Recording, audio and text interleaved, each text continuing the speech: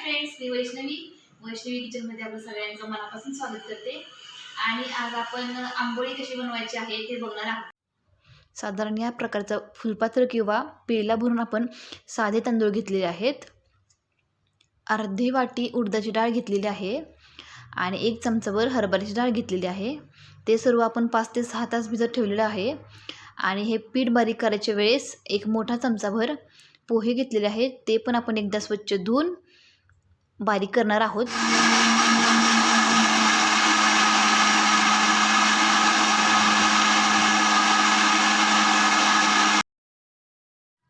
तुम्ही बघू शकता आपले पीठ चांगल्या प्रकारे बारीक झालेलं आहे. आणि हे पीठ आपण एका पातेल्यामध्ये काढून घेऊयात आणि रात्रभरासाठी असंच उबदार ठिकाणी ठेवूयात. तर फ्रेंड्स, आपण आंबोळीसोबत खाण्यासाठी नारळाची चटणी बनवणार आहोत. त्यासाठी काय साहित्य लागते ते बघूयात. तर 1 वाटी घेतलेला नारळ घेतलेला आहे, 2 हिरव्या मिरच्या घेतलेल्या आहेत, थोडासा लसूण, दही, साखर, कोथिंबीर, कढीपत्ता आणि चवीपुरतं मीठ. आणि इकडं तेल घेतलेलं आहे फोडणीसाठी, थोडासा हिंग, जिरे आणि मोहरी आणि गरजेनुसार पाणी. सर्वप्रथम आपण नारळ टाकूयात मिक्सरच्या भांड्यामध्ये. मिरची आणि लसूण टाकूयात. दही टाकूयात.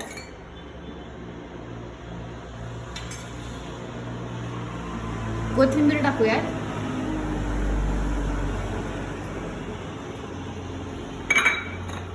मीठ टाकूयात.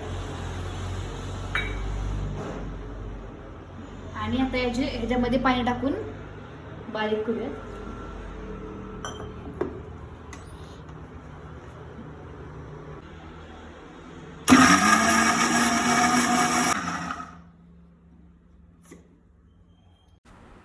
जेवढी पाण्याची गरज आहे तेवढंच पाणी घालून आपण ते बारीक करायचं.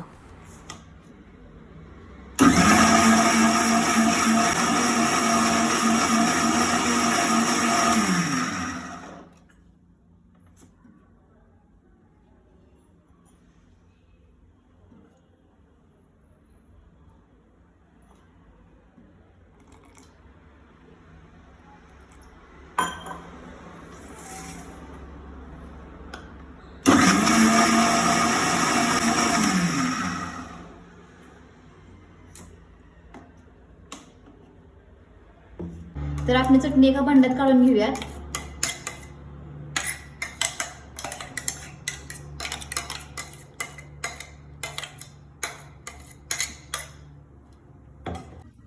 आता आपण त्याला फोडणी देऊयात. गॅस चालू करू आणि त्याच्यामध्ये तेल घालूयात थोडंसं.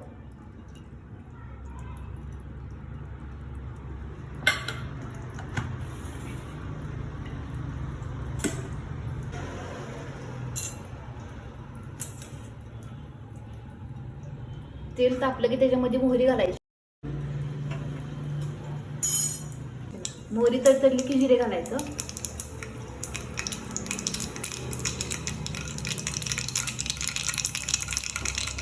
आता जिरे घालू. भरपूर साखर आणि हिंग याच्याला मिक्स करू.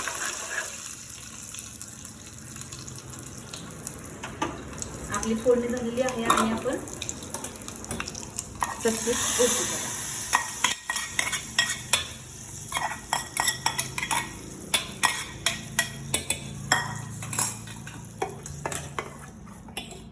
आणि याच्यामध्ये साखर घालू.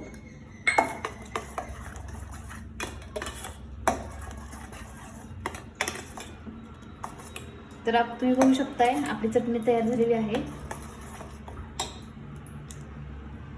तर फ्रेंड्स, आपलं कालचं पीठ हे चांगलं फुगलेलं आहे, तुम्ही बघू शकताय. आता याच्यामध्ये चवीपुरतं मीठ घालूयात.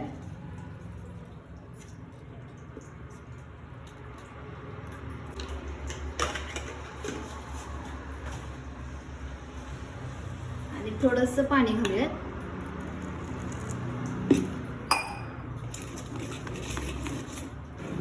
किती छान ह्याच्यामध्ये बबल्स आलेले आहेत.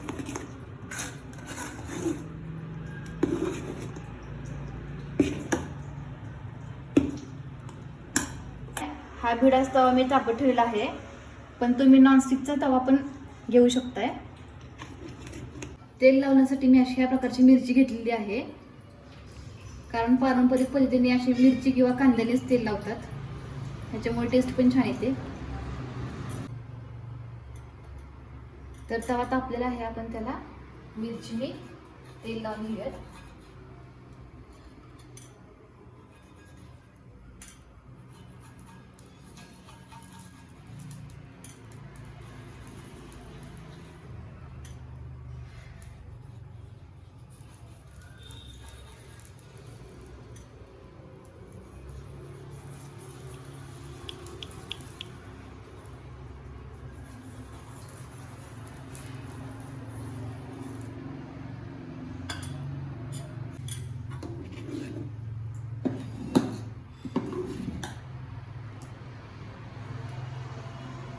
तर आपण याच्यावरती हे तळून घेऊया.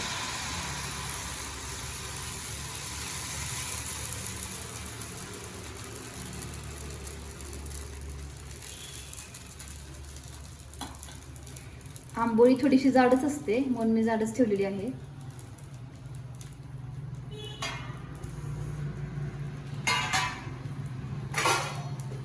झाकण ठेवूयात अगदी थोडासा वेळ.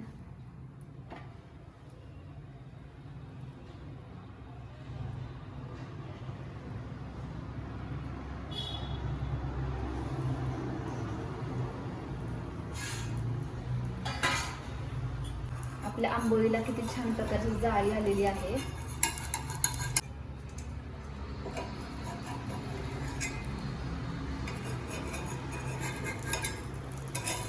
या आंबोळी आपण दुसऱ्या पण साईडने भाजूया.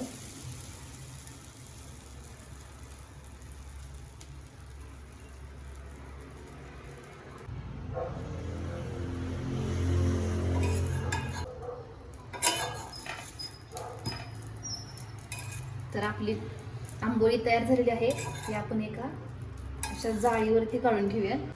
जाळीवर काढल्यामुळं त्याला पाणी सुटत नाही. आपण या प्रकारे दुसरी आंबोळी देखील तयार करून घेऊयात. प्रथम तव्याला तेल लावूयात.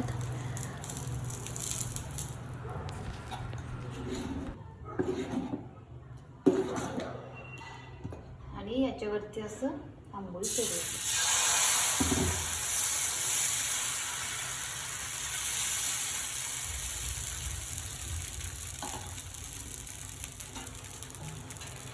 एक मिनिट झाकण ठेवूयात.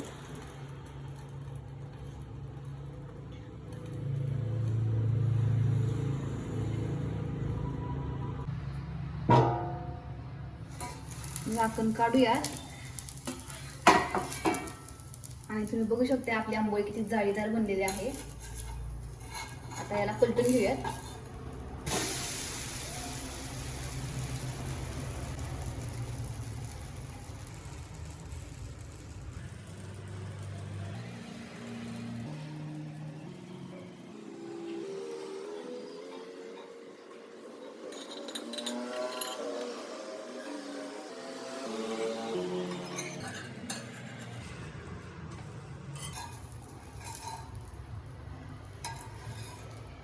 तर आपली आंबोळी तयार झालेली आहे.